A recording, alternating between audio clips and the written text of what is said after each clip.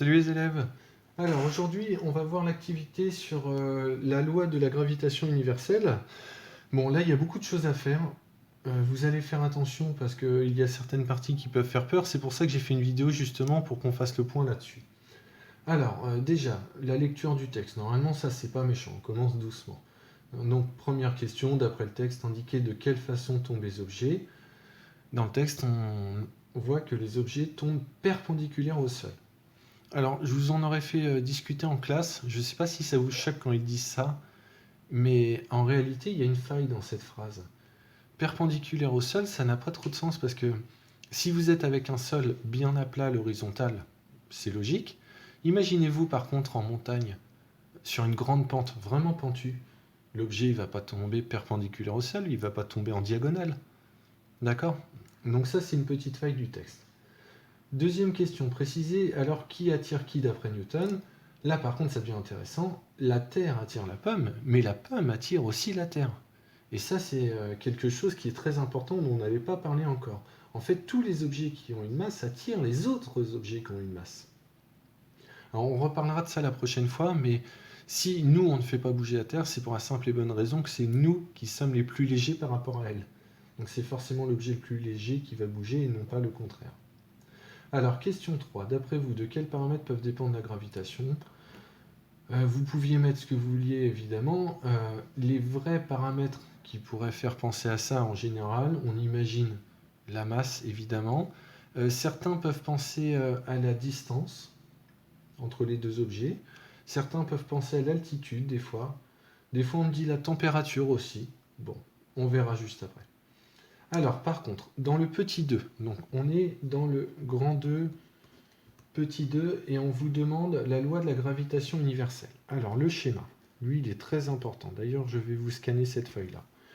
Alors, pour simplifier les objets, comme on ne sait pas de quels objets on parle, que c'est général, on fait une croix pour dire un objet, A, et on va faire une autre croix pour l'objet B. Vous voyez, là, c'est pas très compliqué. Alors, cet objet A, évidemment, a une masse qu'on va appeler MA. On est très inspiré, et l'autre, il a une masse qu'on appelle MB. Alors, ces deux objets, on va dire qu'ils sont séparés d'une distance qu'on va appeler petit d. On ne va pas jouer au dé, hein, c'est pas la même chose. Donc petit d. Alors, comme tous les deux ont une masse, eh bien, l'objet A va attirer l'objet B. Donc forcément, la force exercée par A sur B, elle s'applique sur l'objet B. Elle est dans la direction de D et son sens, c'est vers A, parce que l'objet B est attiré par A. Donc on va faire un vecteur force qui ressemble à ça. Alors là, j'ai pas fait attention, donc il faut que je le relève pour après. J'ai pris 1,8 cm de long. Alors là, ça devient important. Cette force, c'est la force exercée par A sur B. Donc on va écrire A slash B. Et on met une petite flèche au-dessus pour dire que c'est un vecteur. Alors maintenant, il y a aussi B qui attire A. Ce coup-ci, la force est appliquée sur le point A. La direction est selon D et c'est le sens qui est vers B ce coup-ci. Et j'avais dit que j'avais pris 1,8 cm. Par conséquent, je vais faire attention d'avoir exactement la même valeur parce que vous verrez que ces deux forces sont exactement égales en termes d'intensité. C'est normal en fait. Hein. Vous attirez autant la Terre qu'elle ne vous attire.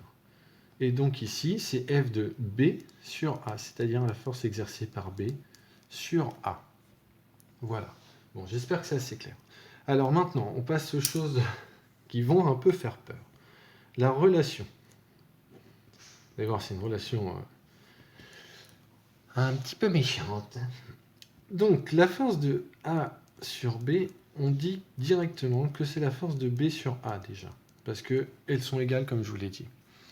Alors, c'est égal à grand G fois MA fois MB divisé par D au carré. Je suis désolé, hein, c'est pas un 1er avril, même si j'ai fait cette vidéo le 1er avril. Vous n'avez pas du tout à connaître par cœur cette relation, ni à savoir pourquoi elle est comme ça. C'est Isaac Newton qui l'a développée. Par contre, on vous la donnera le jour d'un sujet brevet, et vous devrez être capable de l'utiliser. Alors, par contre, les unités, là, vous faites attention à ça, parce que c'est où on va vous mettre des pièges la plupart du temps. Bon, pour votre culture, grand G, c'est ce qu'on appelle la constante universelle de gravitation. Vous n'avez pas à savoir qu'elle s'appelle comme ça, c'est juste pour information. Et elle vaut toujours la même valeur. Grand G, ça vaut 6,67 10 puissance moins 11 newton. Alors, fois mètre carré par kilogramme carré. Bon, pareil, hein, l'unité, vous oubliez, c'est pas du tout important de la connaître par cœur. Par contre, pour ceux qui auraient des doutes pour la suite, c'est une petite astuce quand on ne sait plus quelles unités prendre. Quand on vous donnera G, on mettra cette unité-là normalement, et donc vous vous souviendrez que la force est forcément Newton. Les masses, bah, vous voyez ici, elles sont en kilogrammes. En général, ça devrait aller. Et par contre, cette distance-là, elle sera toujours en mètres. Et c'est là que vous aurez des problèmes. Souvent, on va vous donner des kilomètres. Donc, vous ferez très attention à ça. Donc, je vous le marque. M en kilogrammes, D en mètres. Alors là-dessus, il y a des kilogrammes carrés, mètres carrés, parce que la distance est au carré, et on a une masse fois une masse. Donc, kilogramme carré. Voilà. Alors, je vous propose, je vais faire une pause sur cette vidéo pour que vous puissiez essayer les questions 4, 5 et 6. Et je vais faire une vidéo après pour la correction de ça. Allez, à bientôt.